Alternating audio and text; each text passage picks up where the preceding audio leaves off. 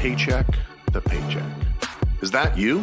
I'm the CEO of 5 different companies. I wasn't born into it. We lived on welfare, but I wanted more. I created this show, The School of Wealth, helping people escape poverty like I did. I want to help you out of that consumer debt, teach you how to increase your credit score, teach you how to make more money at your current job or your current business, and then how to actually create generational wealth without changing your lifestyle. It is going to be a lot of fun. This is not like regular school. Hey, I'm Rondi Lambeth, and this is the School of Wealth.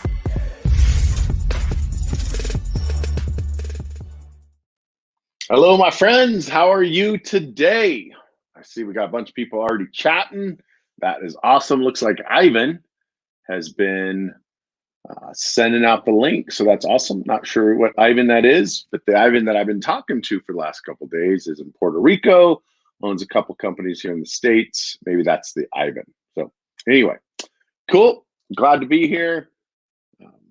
Almost didn't make it.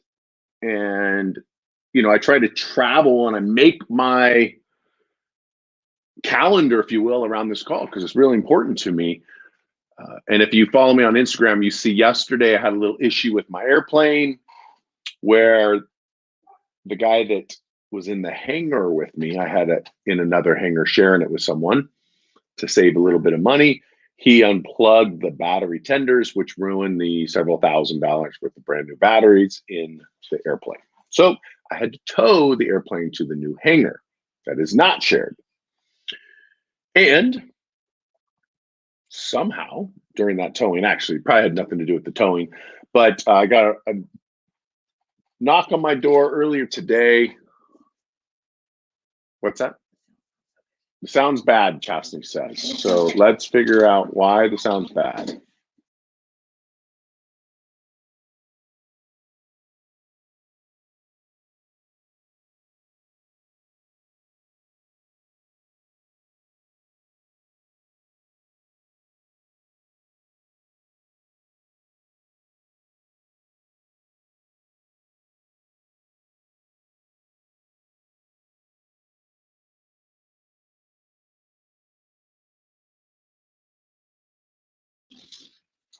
All right, Chastity is messing with the microphone, so give me a second.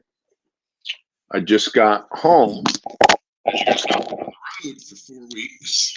Okay. Let's see if this thing works.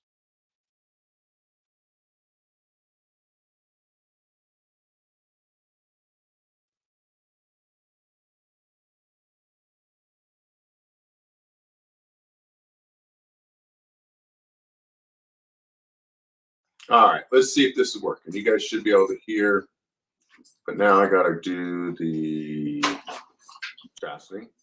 I got no. That's way better.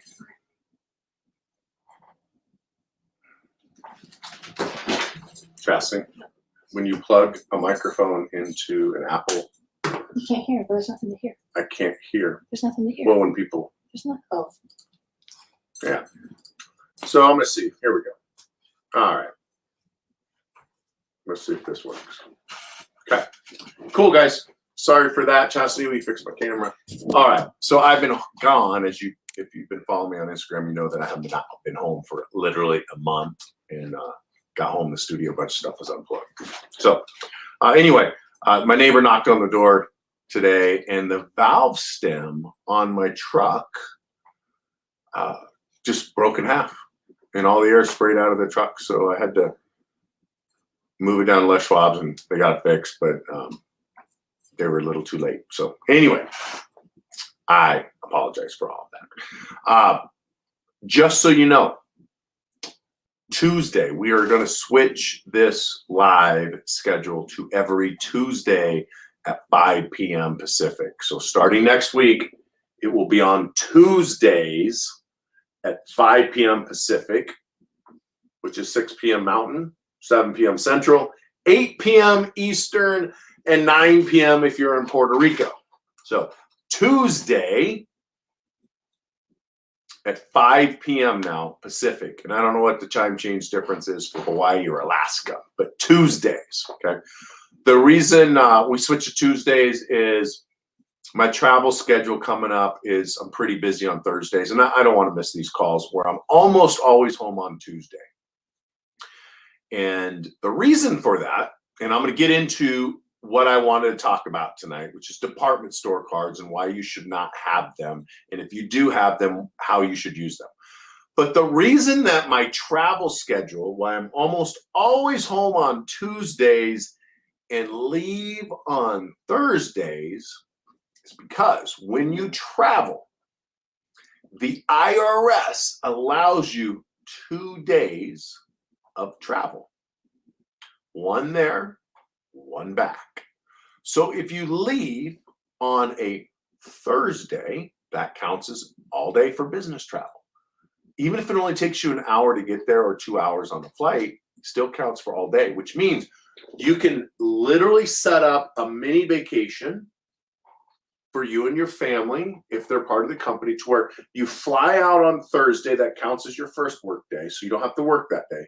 Then on Friday, you got to work 4 hours and 1 minute, or at least half the time. You get Saturday and Sunday off. Monday's your travel day. So if you want to do a 4-day weekend and write it off, all you got to do is work for about 4 hours on Friday. And now the entire trip with the family is a write-off. So most of my trips are business related, so they're all deductible anyway, but I still pretty much are on that schedule where I'll fly out Thursday, speak on Friday or Saturday, hang out, have fun on Sunday, fly home on Monday, and then I'm ready. So that's why we're changing this as of next week and going forward.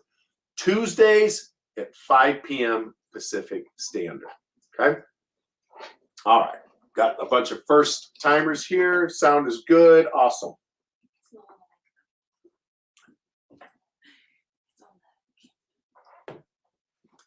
All right. Chastity told me we're still having problems with audio. So I'm not sure what she's got going on, but if you guys can just unplug it. So we're just gonna roll with the audio the way it is. So can you guys hear me okay? Give me some thumbs up if you can hear me okay. Thumbs up. Chastity is putting her headphones on, but let me know if you guys can hear me okay. So Tuesday, 5 p.m. Tuesday, 5 p.m. starting next week. All right, let's talk about department store cards. And by the way, I don't know why, but it is hot as hell in my studio. And I don't know why Chastity doesn't have the air conditioning on, because it's 100 degrees outside and it's upstairs above the garage and it is freaking hot in here. So add to that. Anyway, all right. So department store cards. I did a little consult with somebody today, truck drivers, and the good thing was they had 57 pages. 57 pages of credit reporting, which is a lot. That's what I probably have, 50 pages. Maybe, but it's a lot, and it's really good. And they wanted to know why they had a 620 credit score when they had 57 pages of positive payment history, no negative payment history. 57 pages of positive payment history, but stuck in the 620s. Why do you think they're stuck in the 620s with no negative information? No negatives. They'd hired me to delete inquiries. They had 60, 67, 68, somewhere in there in the 60 range, inquiries. They hired us. We deleted their inquiries. Most of them. They still have a few on there, but none that are affecting their credit because they're all over 6 months old. So the inquiries aren't impacting their credit score whatsoever. What do you think the reason that with 66 pages of positive history, or 57 pages, whatever it was, that's what it is. 57 pages of positive history, 66 inquiries. That's the numbers.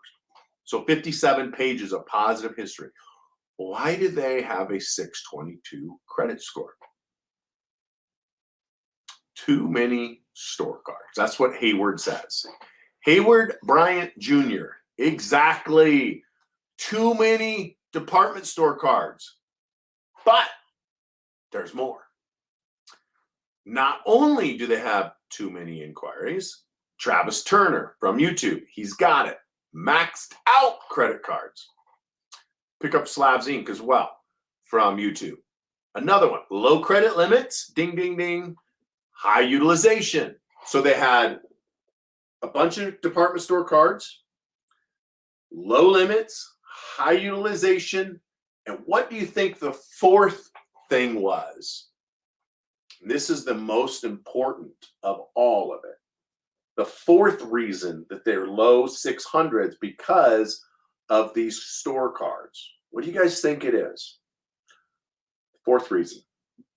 All right, I'm going to tell you because I'm not getting anybody guessing. They're all brand new accounts. Some are 1 month old, some are 2 months old, but all of them, almost everything on this person's credit file was less than 2 years old. Why is that important?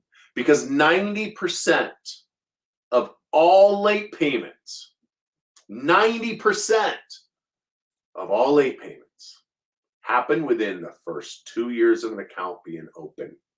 So when you open an account and then you max it out and you have an inquiry, it's not the inquiry that lowers the credit score. It's the new credit with maxed out balances or maxed out cards. And so they, even though this woman, lovely lady, had 57 pages of positive payment history, they're new credit cards, some were department store cards, way over 5% utilization, and less than 2 years old. So when you add all those four things up, it puts you in a very, very high risk scorecard, which then lowers your credit score. See, the FICO score range is 300 to 850. 300 to 850. That is the perfect scorecard, 300 to 850.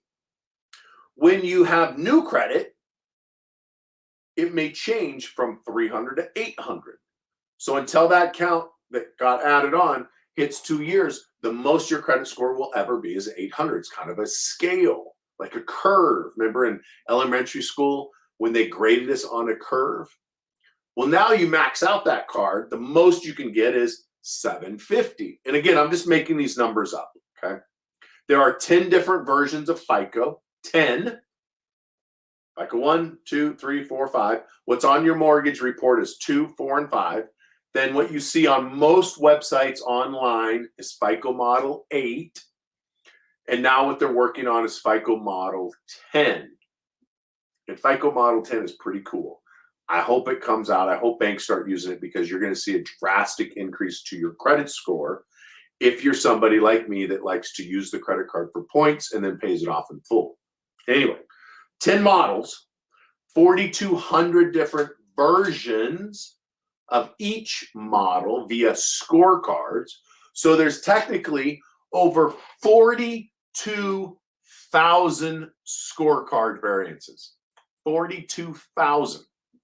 So 300, 850 is one scorecard. Add a new credit card, the scorecard drops your credit score to 800. Max it out, it drops it to 750. Add another one, it drops it to 700, etc. And so these people, husband and wife, I did the consult for the wife first, the husband second. His was pretty similar.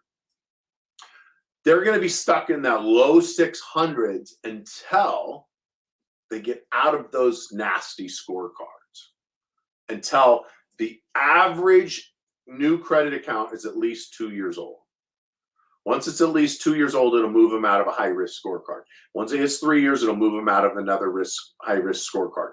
And as they make the payments, their credit score will go up because it's moving them out of the scorecards. All right?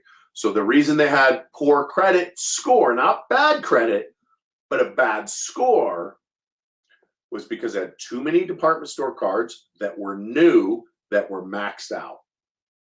Okay, so too many cards, new cards, maxed out cards. So there's 4 reasons there. And then the department stores. Now, what can you do if you have department store cards. This is really, I'm not going to say ironic. I think it's the universe. It was the universe making everything happen today. Here's why. I took Amanda to the airport. Her and I have been traveling together, and then she's going back to San Diego. And so I took her to the airport today. And on the way home, I stopped at Home Depot. Why do you think I stopped at Home Depot? Well, because I have a Home Depot credit card. And when you have department store cards, just like any type of card, charge card or revolving, doesn't matter. If you don't use it, with exception to secured credit cards, they never close them for not using them because they have your cash. But if you don't use the credit card, the bank will close the credit card due to inactivity. And when they close it, it hurts your credit. It will literally lower your credit score because you have a closed account due to inactivity. They want you to be punished because they want you using the credit cards, because this is how credit card companies make their money.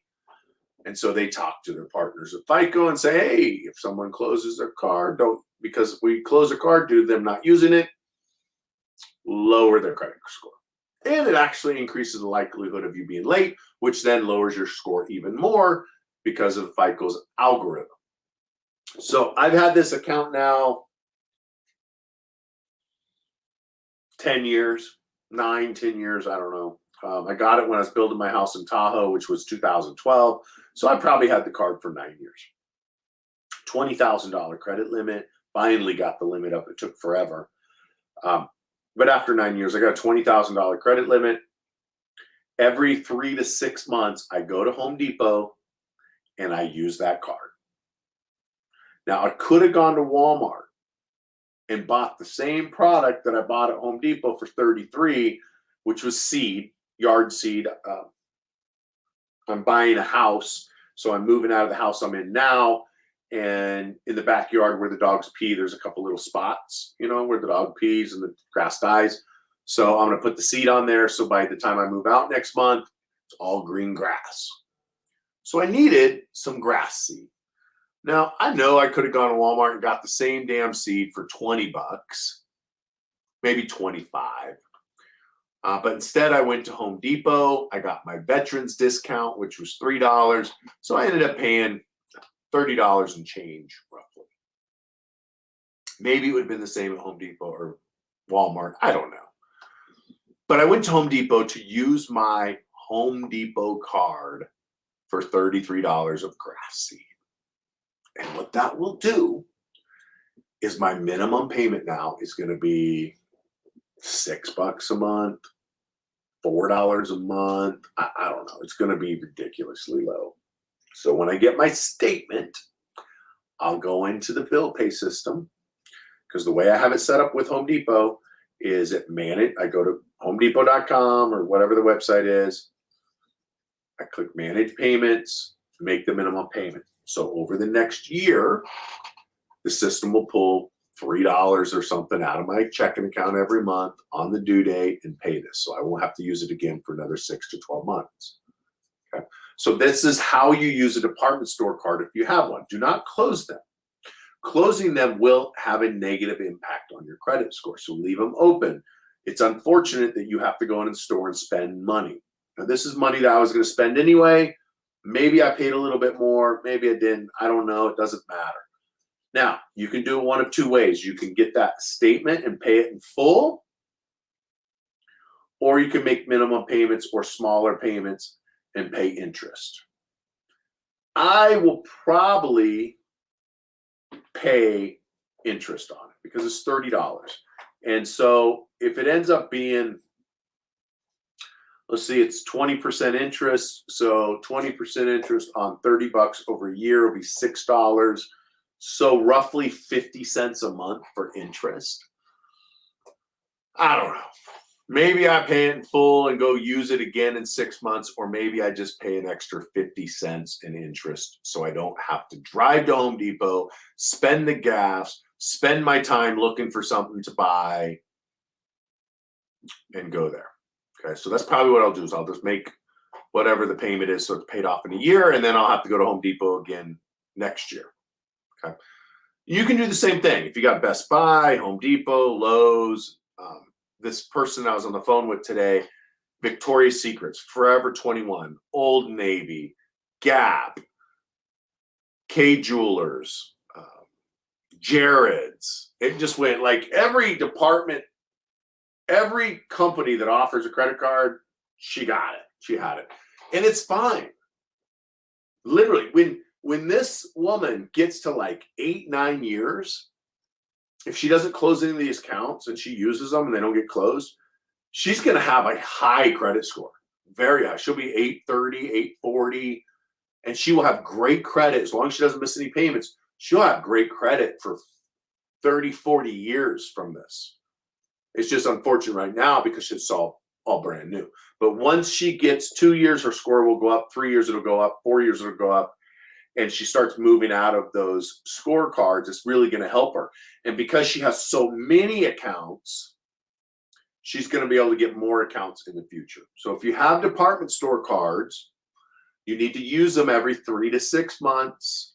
Whether you pay interest or not, that's up to you. The Home Depot, I'll probably pay interest, and the reason why is the house that I'm buying is considerably a long ways away from the ranch that I'm buying, so I probably won't go back to Home Depot. It won't be convenient for me at all. At least now it's right next to a grocery store that I shop at. But in July, I'm buying a house, buying a little, I don't know if you call it a ranch. What do you call it, Is it a ranch or a farm, Chastity? I can have 5 cows. I can have goats, chickens. I can have ducks, geese. I want to get alpacas. I've wanted alpacas since I was a fireman. I can have a pig. So maybe you call it a farm. It's pretty cool. It's 5 acres. 5 acres, little over 4,000 square foot, and a 5-acre lake. So it's really 10 acres. So it's pretty cool. It's a subdivision. It's a basically a 30-acre subdivision with 4 houses, and we all share a lake. It's pretty cool. So, and it's got a big barn as well. So call it a farm. So I got a little farm coming up that I move into. I close on it July 21st. So maybe I use the Home Depot card, maybe I don't. But anyway, why I say it was the universe that lined this up was literally I dropped Amanda off at the airport, and within a half hour, I get an email from this person. I call them when I get home, and then I spend an hour on the phone doing a consult with them. And it was like everything's lining up. And what's cool about it is when I got out of Home Depot, I actually sat in my Jeep, and you'll see this video soon. Chastity's editing in it now. I sat in the Jeep and I talked about department store cards. And then I talked to them an hour later, spent an hour and 5 minutes with them on the phone. And then I'm doing this call about department store cards. So it all kind of lined up. So anyway, that's what I want to talk about. Department store cards, do not close them. Do not apply for them. It's a bad idea to have them. It's not worth the savings. It's not worth any of the drama and the headache to have them, unless you're getting a significant amount. Like Home Depot, I'm a veteran, so I get 10% off. And then I used to get 10% off when I purchased things with my Home Depot card when I was remodeling my house. And I spent like $300,000 on my last house. So 10% was a lot of money. It was a lot of money from Home Depot. But the Kohl's, Victoria's Secrets, the $5 here and there, it's not worth the headache, guys, to get these cards. And they're actually, you have to have higher credit scores than regular Visa cards. So, you're at Kohl's and they're like, hey, if you apply for a Kohl's credit card, you can save $5. And then you got some misspelled name, some wrong address, maybe a victim of identity theft because some employee, like at Target, was watching porn on a company computer and they got hacked. And now millions of people lost their information because of the Target hack and the credit card processing center. That was all from a dude watching porn on his company laptop. I don't know if you remember that or not. So it's not worth the $5 or $6, the savings. Just get a credit card and use it. And many times you have to have a higher credit score for credit cards, for department store cards. So it's not worth it, guys. All right. So that is what I wanted to talk about. Now it is your time. So if you have questions, fire away. If you want to come on live with me, Chastity will put the link in there. You click it. It'll turn on your camera. You can be live. You can ask me any question you want. Let's try to keep it around credit, taxes, or debt. Let's not try to get off into crazy tangents. Even though I like those things, but not tonight. All right. Hayward Bryant Jr. from Facebook says, will authorized user trade lines help me get a higher limit? I have 723 closed, settle for less than accounts on 2 reports. They don't appear on Equifax. 726 there. All right. Yes and no. Authorized user accounts could help you get a higher limit because, one, if they're high limit credit cards, depending on what model they're using and their underwriting, they might not even look at authorized users. They might look at authorized users. If they look at authorized users, they will count those high limit cards as yours, which they will then give you more high limit cards. Here's how the high limit cards work, or how any credit cards work. If everything on your credit is $1,000 to $5,000, all of your limits are $1,000 to $5,000, you go to apply for new credit, what do you think the new limit's going to be? $1,000 to $5,000, because that's what you've demonstrated in the past of being able to manage. They're not going to give you a $50,000 credit card if the most you've ever had is $5,000. They slowly increase it. So by being on authorized user accounts, this potentially could help you if they count those as your credit. I don't know what their underwriting guidelines are. I don't care to know because they change them all the time. I can tell you it could help you. It might not. If they're using FICO Model 10T, the new version, it ain't going to help you at all because FICO completely kicks out authorized user accounts. So great question. Thank you so much, Hayward. Appreciate it. It's a good one. Is there a new credit score system rehauled coming? Yeah, FICO Model 10T. FICO Model 10T should be out by the end of the year. The problem is most banks won't use it for quite a while. I can tell you right now in front of Congress, there is some legislature to allow mortgage companies to use the newest versions of FICO versus the 1996 version. 1996. I was at CreditCon last week and we actually had, I can't remember if it was a congressman there or an attorney for Experian when we asked that question. They would not answer it. And the answer, we had basically said, are they going to start using new version of FICO? And he said, I can't tell you, but I would tell you to not plan on anything changing. So who knows? Why does the government force mortgage companies to use a now 25-year-old software? Think about it. Think about using Windows 95. How ridiculous is that? Yet the government forces mortgage companies to use essentially Windows 95. Why? Because FICO Model 2 that was developed in 1996 artificially deflates or lowers your credit score. The lower your credit score, the higher the interest rate. The higher the interest rate, the more money the banks make and their partners at the government on FHA, Freddie Mae, and Fannie Mac. It's all about money. It's not to help you. So we'll see if it changes. All right. Great question, though. Sean Maddox from YouTube says, have you ever had any problems with Destiny Card? It's made my payment on June 3rd. Just took my payment. I've never heard of Destiny Card. I'm not sure. That might be an ACH thing. You know, they've tried to pull it out. I'm not sure. I'd call them though before it gets too far. Slabs Inc. I know I'm probably going to screw that up. Slabs Inc. I know I talked to you the other day. Anyway, it says also, how often do you request a higher credit limit I request it every 6 months. Every 6 months, call up. Now, if you got $1,000 credit limit and you've only spent $100 and you call up, say, I need a higher credit limit, they're not going to give you a higher credit limit. You've never demonstrated that you need a higher credit limit. So what you do is one time in that 6-month time frame, max out the credit card, pay it. Here's another trick that I learned just a few days ago. And this will not help your credit score. And people, there's a little bit of information on the website, on the webs, the interwebs, about doing this that'll increase your credit score. And really, it's not worth it for increasing the score, and that's making multiple payments. Technically, it could help your score, but that's not what I'm talking about right now.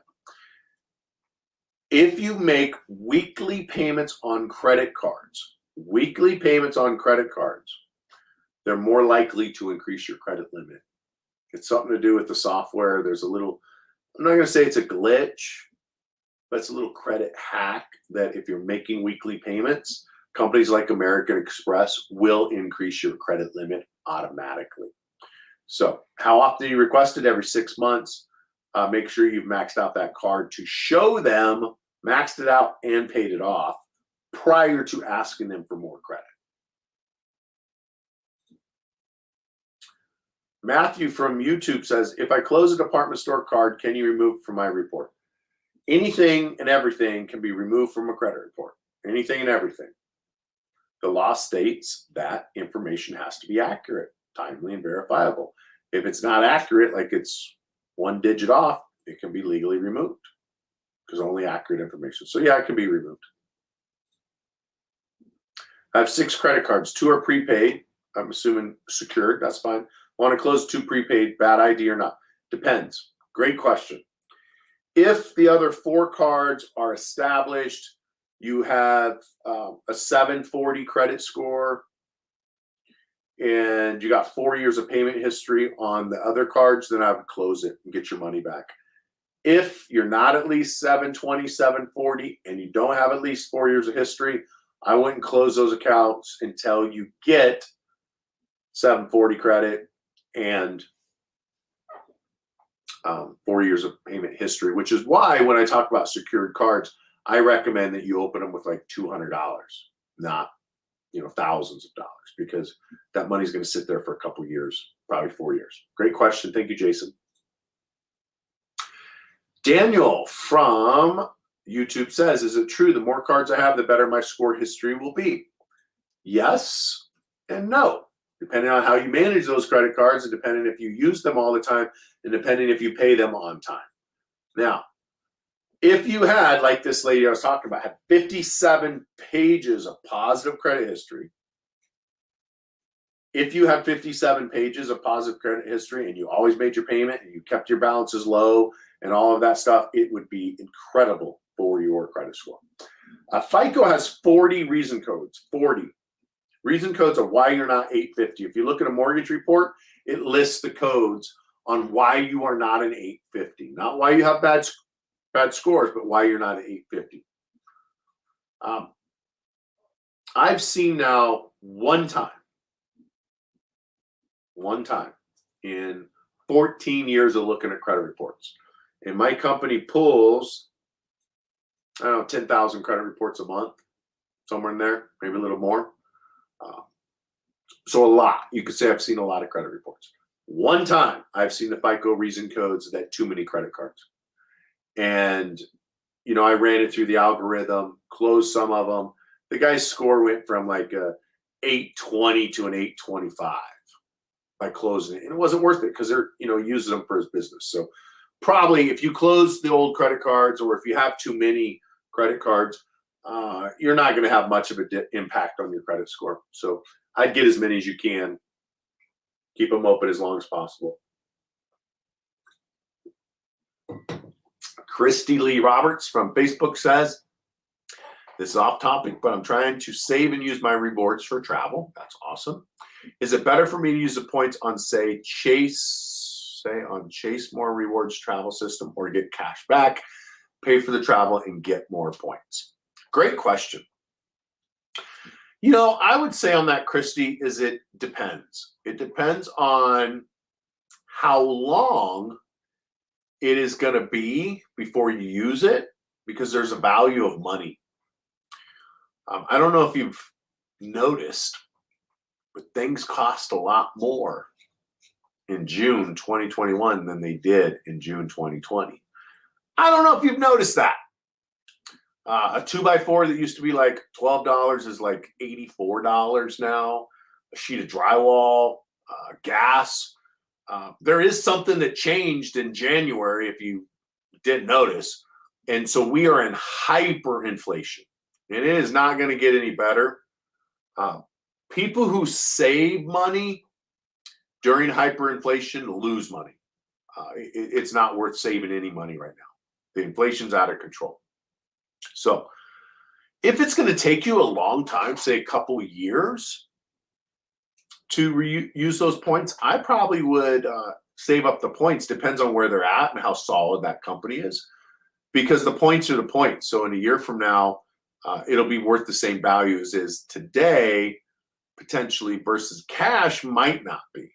Now, if you have credit card balances, I would say use the cash to pay off the credit card. So it really just depends. But great question. You just got to sit down and pencil it out. Here's my rule of thumb on that. I generally use the points as fast as I get them, because I've had credit card companies cancel my accounts due to no fault of mine whatsoever. Capital One did this to me. I had millions of points with them. And I think they did it because they didn't want to pay me the points. And I've heard this many, many times. So I tend to use the points as fast as I get them, because I don't trust the banks. I don't trust the credit card companies. So take that for what it's worth.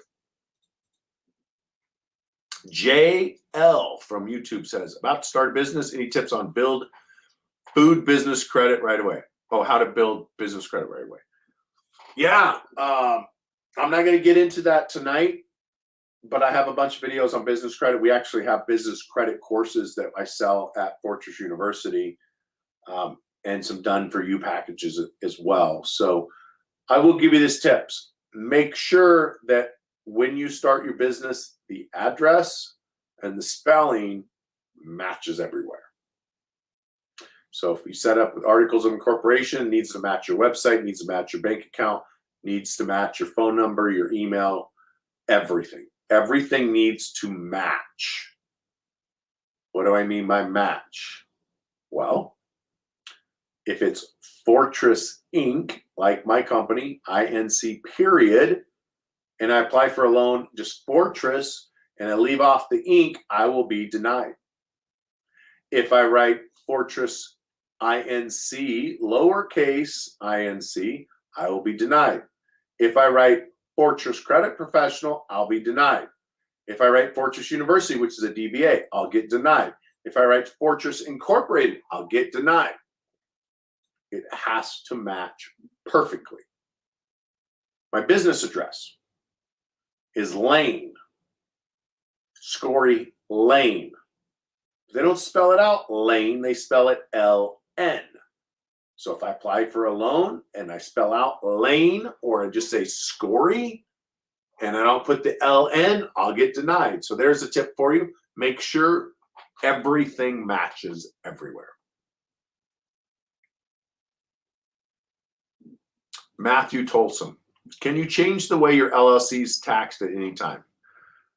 You can change it from LLC sole proprietor to S Corp anytime.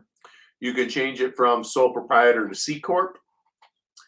And you could change it from S Corp to C Corp. I don't know why you would do that, S Corp to C Corp, but I do know why you would go from sole proprietor, which is automatically what they're going to make your LLC, unless you fill out 1170Fs. That's the IRS tax form, 1170S. You can change that to S corporation anytime you want, or a C corporation anytime you want. That's the beauty of LLCs. Hey, look at this. This is my Artemis shirt. Amanda got it for me.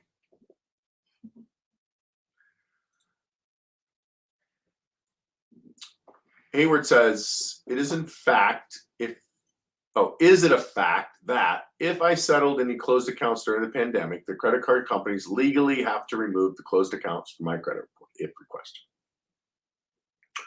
No. Now, is it a fact that if they offer you any type of accommodation, whether it's lowering a late payment or lowering the interest, increasing or lowering the credit limit, waiving late fees, closing it, if they do anything, they can't legally report negative information on your credit, but they can report the account. They just can't report negative. So if you settled, technically settled for less than full balance is not a late payment. It is a memo. Puts you in a different scorecard, which has a negative impact on your credit score, but it's not a late payment. So if you're thinking, oh, I settled it, I missed a bunch of payments, that's not going to work. But if you settled it, you can dispute it. You can try to get it deleted. Probably make your credit worse, depending on what everything else is going on. You know, when we do audits for our clients, we actually run it through our software, and it tells us if removing this account's a good idea or not. So sometimes you're just throwing stuff at them and it's blind, and then you get a good account, an old account that had a late payment deleted. Now your credit score goes down. So it's pretty common for non-credit professionals that run these companies that just dispute everything. All right, what do we got next? Oh, awesome. Glad you got the Fortress University stuff. We got some really cool stuff coming out. Really cool box. Some really cool things coming. So, all right. Christy says, I'm trying to have old student loans removed from my credit report. The show closed transferred on my report, but they defaulted. They have since been discharged 100%. New trade lines added, showing paid as agreed. Tried removing the old ones. Marion did. TransUnion sent a letter saying they don't have to research it because I defaulted. All right. Is that contradictory since it's also reported as paid in full? All right. So here's the thing on student loans, guys. If they're federally backed and it's a federal company or a company working under the federal umbrella doing the servicing, like Navient, Sallie Mae, the other ones that are working for the federal government, Fair Credit Report Act does not apply. You know how Congress doesn't have to do Obamacare? Do you know that?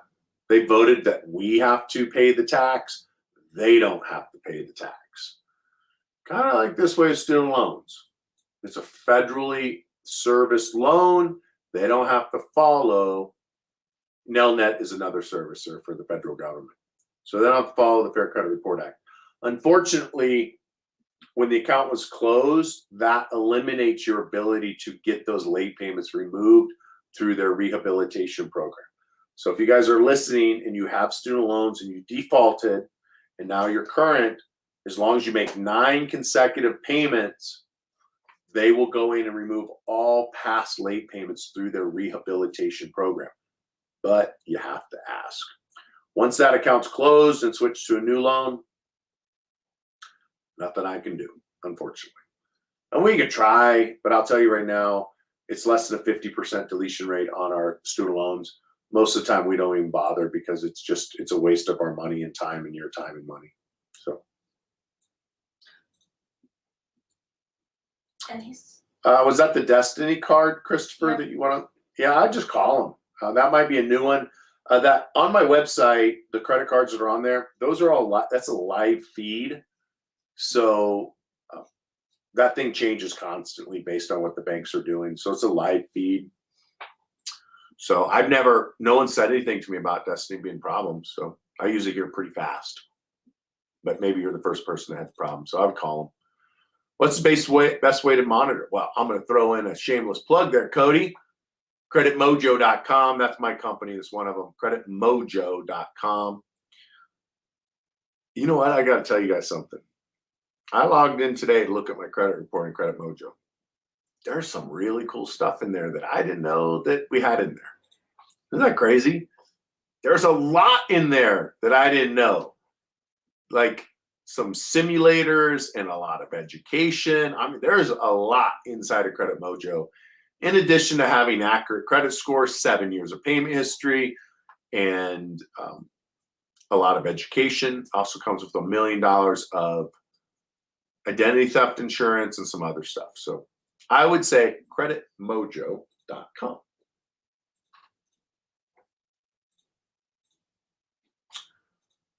Matthew Tolson from YouTube says, does a consumer comment on your credit report hurt you at all? Well, it depends. It depends on what the comment is. So if the comment is, I was a victim of identity theft, please don't issue credit without verifying my ID. Call me on my phone number to verify the ID. That doesn't hurt you at all. If, let's say that you hired Fortress Credit, and Fortress Credit's been a pay per delete credit repair company for years, and Fortress Credit went and they deleted all of your negative payments, all your collections and your bankruptcies and charge-offs and short sales and repossessions, your judgments, your late payments. They deleted everything. And now you got a really good 740 credit score, which allows you to get your house or your car or your job. Then you decide, you know what? I didn't pay any of these other banks. I didn't pay American Express. I didn't pay Wells Fargo for my car that I'm still driving because they don't know where I'm at. I didn't pay on the house that I lived in for 2 years when it got foreclosed. I did a short sale. I didn't pay these multi-billion-dollar companies. I'm not going to pay little old Fortress either because I got what I wanted. I got them to delete it. Rondi did a good job. He's letting me make payments, but you know what? Money's tight because I got this new house, this new car, got a new girlfriend. I don't want to pay him. After all, I don't pay my bills anyway. Let's say you're that person. And somehow on your credit report, under that consumer disclosure that's there for 7 years, it states, do not issue me credit because I used a credit repair company and they removed all of the negative information from my credit report. So you can't trust me because I didn't pay them and I didn't pay my other creditors, so I won't pay you if you issue me credit. Now, that might hurt your chances of getting credit in the future if there's that consumer remark on your credit report. Just saying, hypothetical. All right, great question. Hayward said, seems like I can get $1,000 limit, credit cards easily. Would it hurt my credit score to get 5 or 10 of these cards or just have the inquiries removed? Look, it will hurt your credit. And unfortunately, you could get stuck with these credit cards that only give you $1,000 credit limits. So if it was me, I would get some good credit cards, stick with what you have, and then every 3 to 6 months, I said 3 to 6 months. So if you're using the cards and things are going well, you can do it every 3 months, but usually it's 6. So every 3 to 6 months, you ask for them to increase your credit limit. I would do that versus getting 5 to 10 $1,000 cards. Or I would get my business credit course, set up a business and get business credit, because business credit cards, the average credit limit on a business card for a brand new business is $35,000. That is the average credit limit on an average business credit card, $35,000 versus getting $10,000 cards. And business credit doesn't always report to your personal credit. A real business credit card does not report to your personal credit. So now you can max that $35,000 card out, and it doesn't have any impact on your credit score. So that's probably what I would do, is I would get business credit instead. All right, we are coming up on an hour. I'm going to wait a couple more minutes. If you guys have any more questions, I'm going to roll. So, I don't see anything. Okay, Chastity, let's end it. You guys have a great night. Appreciate you. Remember, next week, Tuesday, 5 p.m. Pacific. So Tuesday of next week and every week after that, 5 p.m. Pacific. All right, see you later.